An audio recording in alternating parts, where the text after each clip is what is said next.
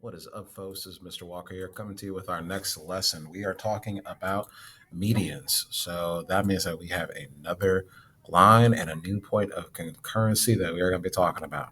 So this one is specific to messing with a triangle. So just keep that in mind as we go through this.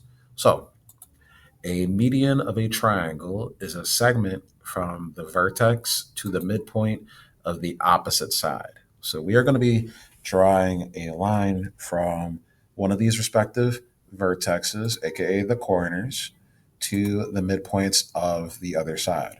So if I was over here, the midpoint would be somewhere here on this side. If I was over here in this vertex, the midpoint would be somewhere over here. And with this, somewhere over here.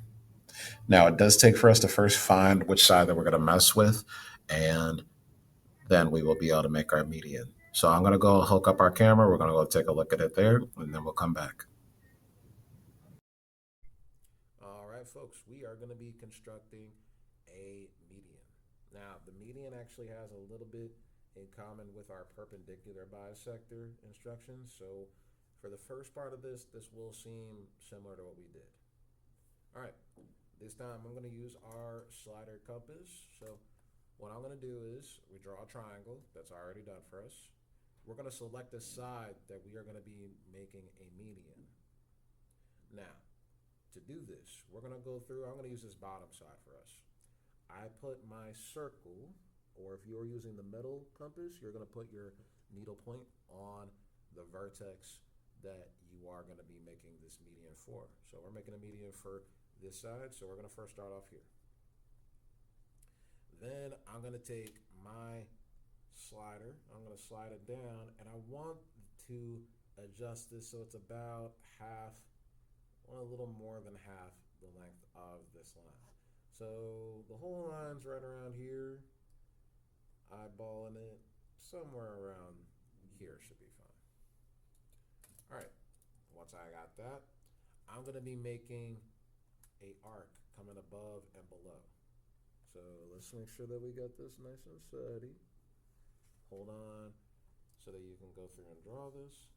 And here's our arc hidden above and below our line.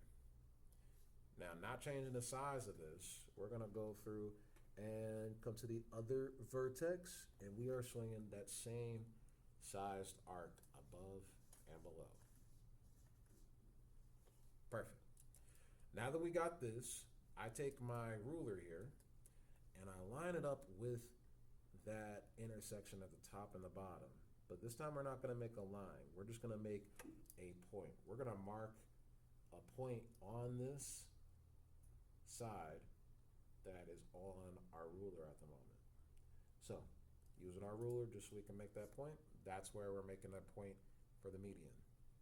From here, we are going to draw a line to the opposite vertex. So the vertex that's not touching the side. And what we have here is a median.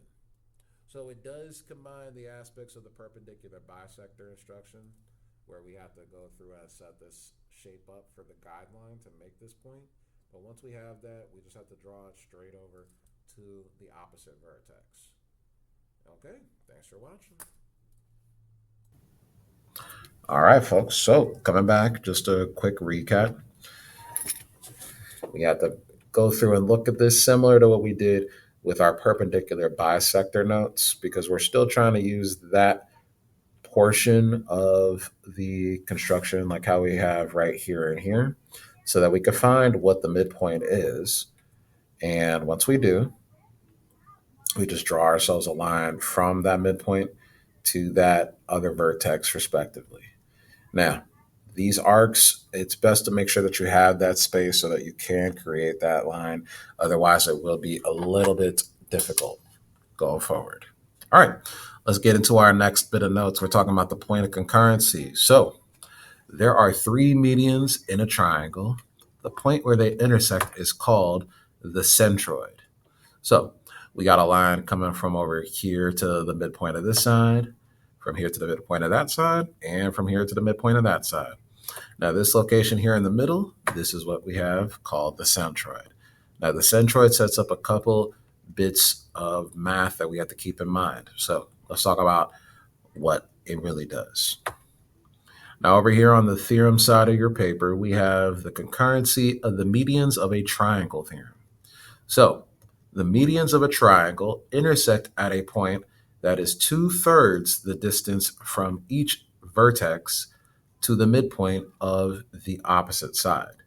So for what we have here, this point here, this centroid is coming from the vertex of the opposite side to the centroid, and that is about 2/3 of the length of the whole line.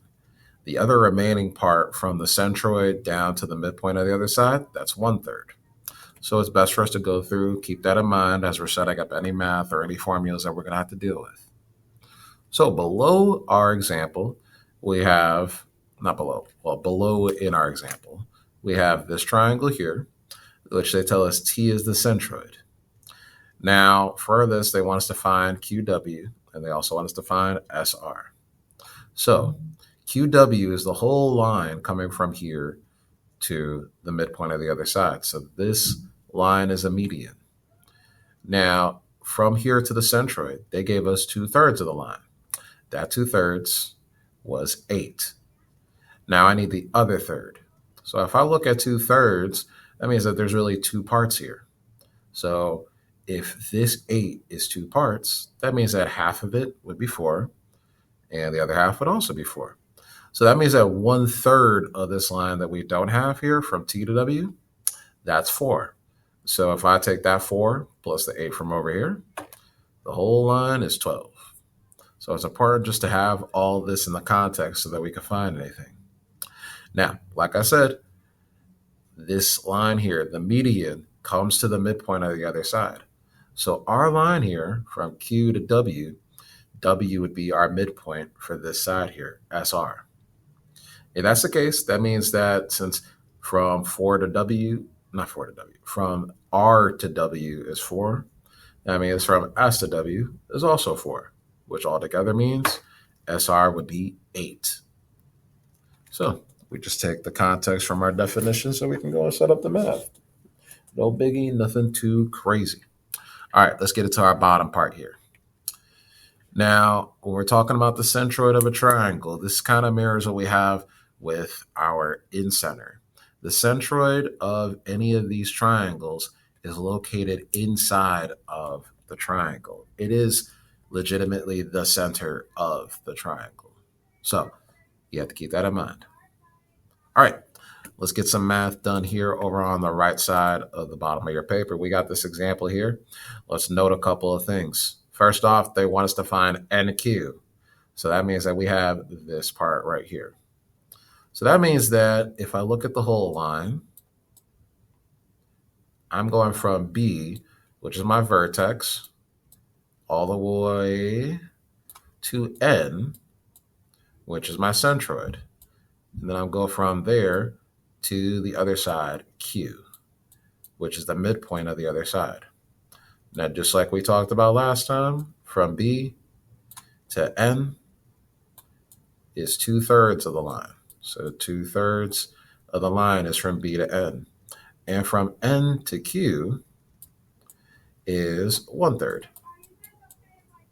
So knowing what we know from B to N is 6. So 6 is 2/3 of this whole line. We need the other 1/3. So if I know that 2/3 is 6, 1/3 would be 3, which means that this 1/3 from N to Q is 3. So we mapped it out. We used the definitions in the context. We were able to figure this out. Now, the next thing they want us to do is find the perimeter of ABC. Now, perimeter is us adding all of the lengths outside of the triangle all together. And then that'll give us what the perimeter is. So in order to do that, we got to know all the lengths outside the triangle. If I'm going from B to P, P is my midpoint. So that means that this side being 5 lets me know that this side over here is also 5. Over here on this side, Q is our midpoint. So from Q to C was 3. From Q to A is also 3. And then finally, I know that O is the midpoint for this side. So that means that if from A to O is 5, from O to B is also 5. So I'm adding 5 plus 5 plus 5 plus 5 plus 3 plus 3, which in total gets me 26. All right, folks, we're done with this. I appreciate you coming through and taking a look at it. Make sure you get this in your notes, and I'll see you later.